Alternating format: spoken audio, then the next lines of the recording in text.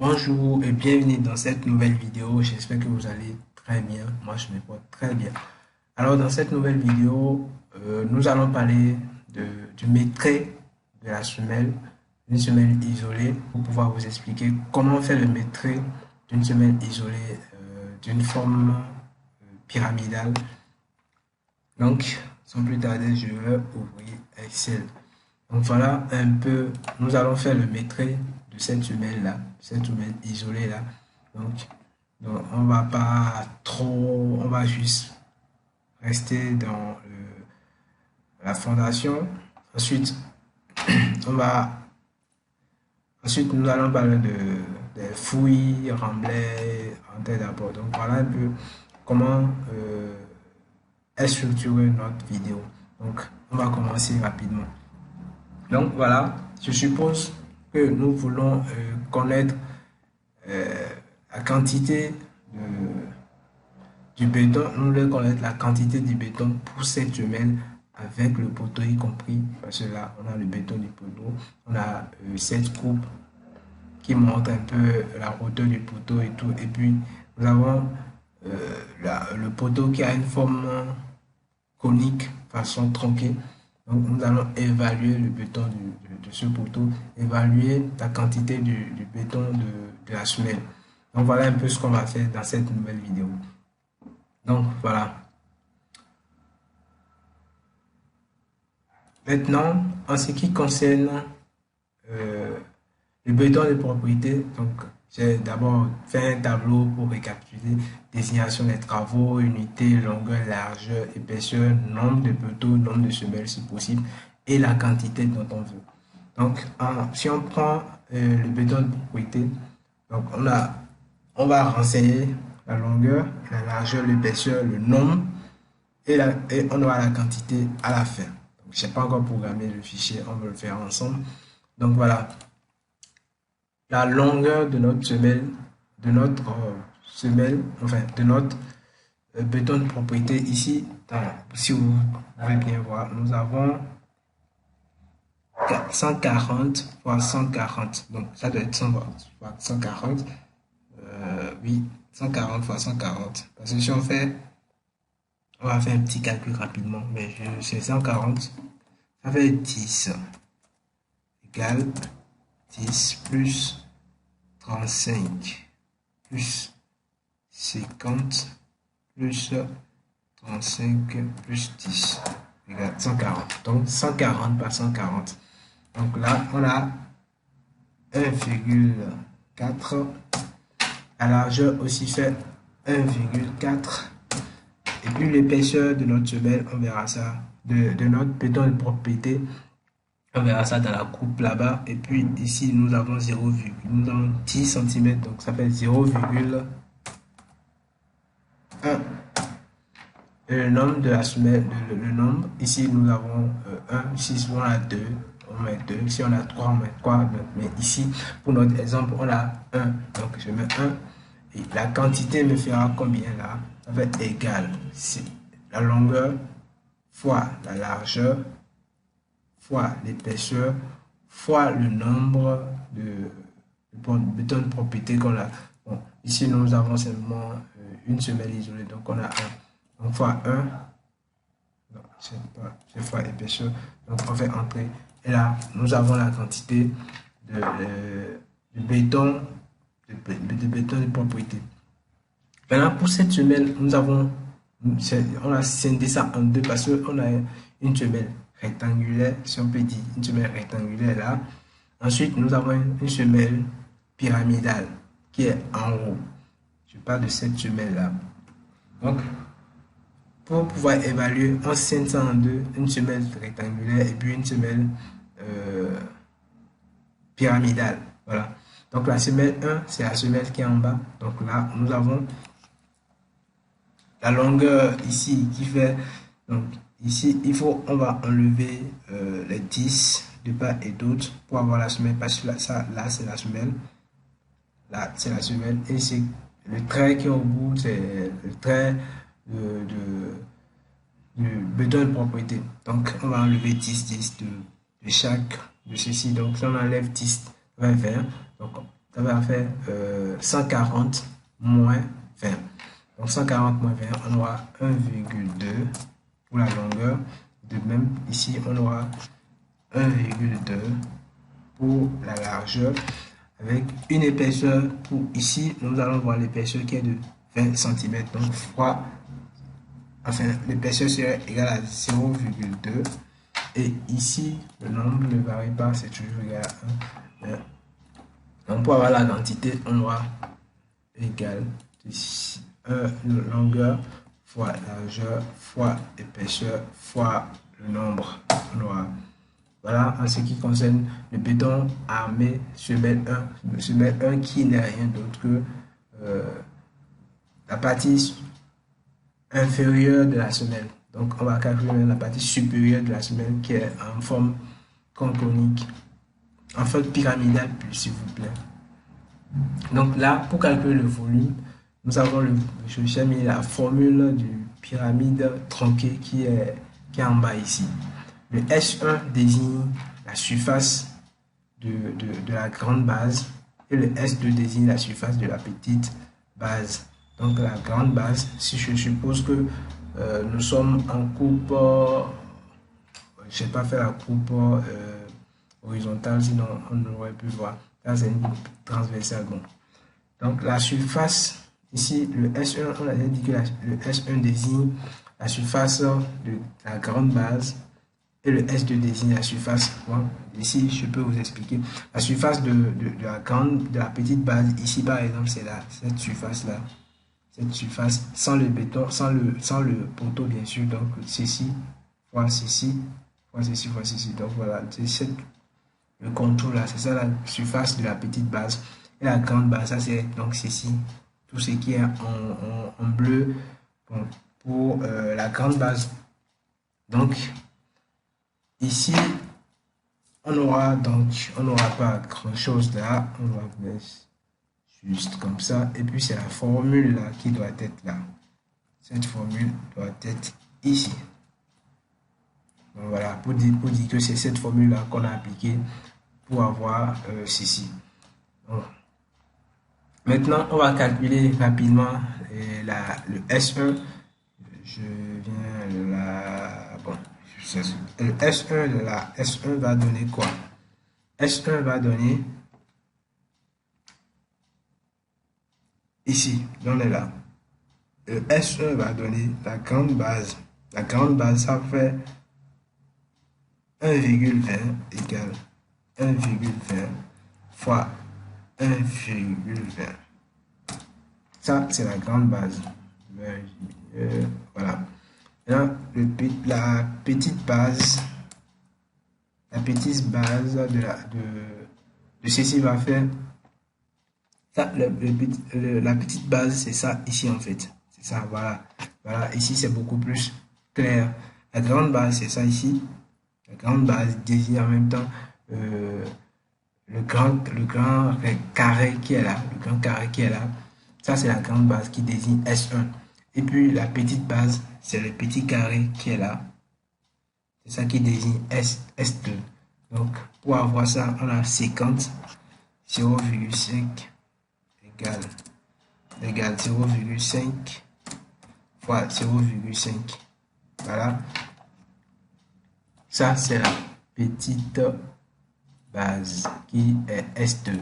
Donc, voilà, on a S1, on a S2. Maintenant, on va calculer notre semelle armée 2 qui n'est rien d'autre que la partie supérieure de la semelle générale. Donc voilà, on va faire égal. Ici, le H désigne ici 20. Le H, ce n'est rien d'autre que le 20 qui est de ce côté-là. Le 20 là. Donc ça fait H. Ça fait 0,2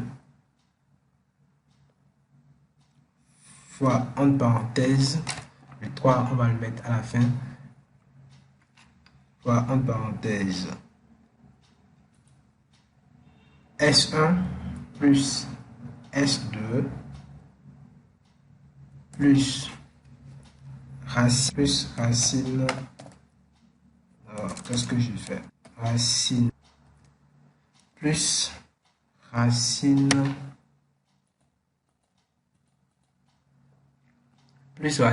de S1. S1, comme j'ai déjà sélectionné ça là, ça me refuse de sélectionner. Donc, je vais écrire la valeur sur la racine de 1,44 fois 0,25. Fermer la parenthèse. Fermer encore, divisé par 3. Voilà, le divisé. Donc, on a 0,2 qui n'est rien d'autre que la hauteur de la semelle 2 plus S, enfin, fois S1 qui est 1,44 plus S2 qui est 0,25 plus la racine carrée de S1 fois S2. Donc voilà, j'ai mis racine de 1,44 fois 0,25 et le tout divisé par 3. Donc voilà, pourquoi égal détecté. Voilà, donc ça fait ça. Maintenant, en ce qui concerne le béton armé de poteaux, donc je mets ça. Ça, c'est en ce qui concerne le béton armé du poteau. Ça a la forme du cône tronqué. Donc, ça a la forme du cône tronqué. Donc, on va appliquer cette formule pour calculer le volume du béton pour ce poteau-là. Donc, le R, le grand R désigne en fait le grand rayon et le petit R désigne le petit rayon. Donc voilà, si on considère ceci, nous avons le petit rayon qui est là et le grand rayon qui serait là. Donc on a pi égale, donc on aura égal 3,14 fois 2, 3,14 fois 2, ici bien fois 2, parce que la hauteur de 200 cm. 200 cm, donc ça fait 2 mètres fois 2, entre parenthèses, fois entre parenthèses, le grand rayon qui n'est rien d'autre que le grand rayon fois 2. Donc on aura le grand rayon fois 2, on a 0,15 fois 0,15 plus 0,5, ça fait 0,05 parce que le petit rayon ça fait 5 cm, donc c'est ça qui est là, 5 cm, c'est trop petit quand même, non 5 cm c'est pas trop petit, bon bref, ça fait fois 0,05 fois 0,05 plus 0,15 fois 0,05. Ferme la parenthèse. Ferme la parenthèse divisé par 3 égale. Donc, voilà en ce qui concerne le béton armé pour le poteau. Donc voilà comment vous pouvez calculer la semelle, la quantité d'une semelle ayant cette forme. J'espère que ça vous aidera. Maintenant, nous allons passer à la seconde évaluation des quantités d'une semelle. Cette fois-ci, nous allons procéder exactement. Non, mais nous allons commencer par les bétons. Nous allons commencer par les bétons et ensuite revenir pour les fouilles, pour les lots de terrassement. Nous allons commencer par les infrastructures, ensuite revenir pour le lot de terrassement. Maintenant, pour le lot d'infrastructures, c'est exactement comme ce que nous venons de faire à ce niveau. Donc, nous allons donc passer rapidement et appliquer les formules que on a eu à appliquer à ce niveau pour aller très rapidement. Donc là, ici, j'aurai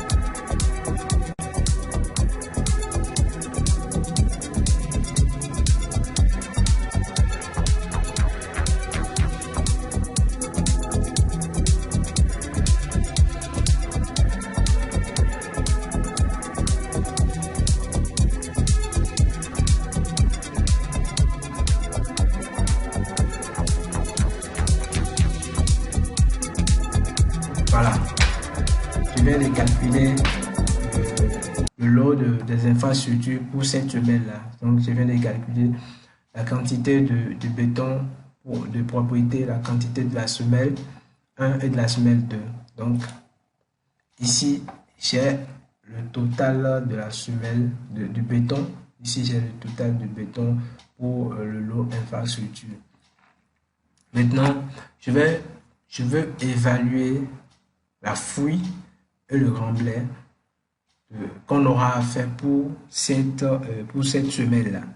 Pour cette semaine-là, exactement. Donc, je veux examiner la fouille que j'aurai à faire. J'aurai la quantité de la fouille, si on peut dire, la quantité de la fouille, la quantité de remblai, et puis, si possible, la quantité de la terre que je vais apporter pour compléter le remblai. Donc, voilà. Ici, par exemple, si je viens sur le lot de terrassement, pour la fouille, nous avons 1,30 de longueur fois 1,30 de longueur avec l'épaisseur de la fouille qui est de 0,7 avec l'épaisseur qui est de 0,7 70 cm et puis le nombre de la fouille est égal à 1. Je mets donc égal nombre fois épaisseur fois largeur fois longueur. On a ceci. Donc voilà en ce qui concerne la quantité de la fouille que j'aurai à faire pour cette semaine-là. Maintenant, en ce qui concerne le remblai, on va soustraire de la fouille qu'on a effectuée, on va soustraire de la fouille qu'on a effectuée les quantités de béton qui sont déjà sur cette fouille-là. Parce que ces bétons-là vont déjà occuper un volume donné, donc on n'aura pas à remplir encore le volume qui est déjà occupé. Donc on va soustraire le volume des bétons et ensuite, pour connaître la quantité des vides qui restent, voilà, pour connaître la quantité des vides qui restent à remblayer. Donc voilà, on va donc dire, pour calculer alors ce remblai là, c'est égal, la formule serait égale au fouille, la quantité de la fouille, moins, entre parenthèses, la quantité du béton de propriété, moins, on va diminuer la quantité du béton, plus diminuer aussi la quantité de béton pour la semelle 1, qui n'est rien d'autre que ceci, plus la quantité de la semelle 2, qui n'est rien d'autre que la partie supérieure de la semelle, donc plus ici. Après. Donc voilà en ce qui concerne la quantité de remblayage qu'on aura à faire pour cette semelle-là, pour cette fouille qu'on a eu à effectuer et la quantité de béton après avoir soustrait la quantité de béton et tout. Maintenant, nous allons calculer la quantité de terre à apporter pour combler, si je peux dire, si je peux employer ce système, pour combler l'espace vide. Parce qu'on a fait une fouille 183 mètres cubes. On a fait un remblai de 0,610. Donc ça reste encore cette différence là qu'il faut. Nous allons donc calculer la quantité de terre à apporter pour combler, pour faire le remblayage, si je peux dire, pour faire le remblayage de tout notre semelle, de tout notre fouille qu'on a eu à effectuer. Donc pour ce faire, pour connaître la quantité de terre à apporter, donc on va faire la quantité de fouilles effectuées moins le remblayage qu'on a eu le remblayage effectué avec la terre de fouille.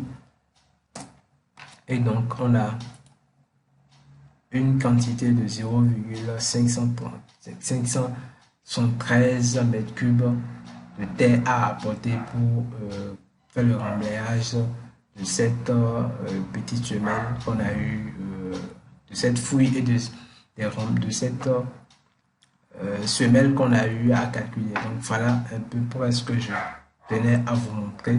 J'espère que cette vidéo va vous aider et je vais vous mettre le lien de cette donc voilà ce que je comptais à vous montrer sur ce maîtrise, comment calculer la quantité, comment calculer les quantités des matériaux apportés et puis comment évaluer les quantités des matériaux, comment évaluer la quantité des fouilles et comment évaluer la quantité de béton pour une semelle de ce